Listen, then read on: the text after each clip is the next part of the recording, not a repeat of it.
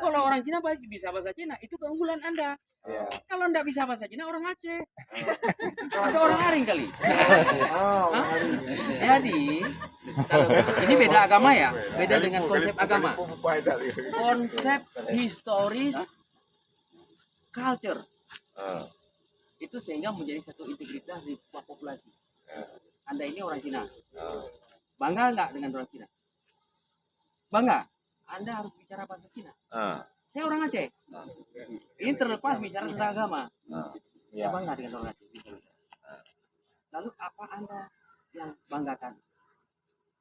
Kami merasa bangga Anda masuk Islam karena orang Cina. Tapi bisa dong bahasa Cina.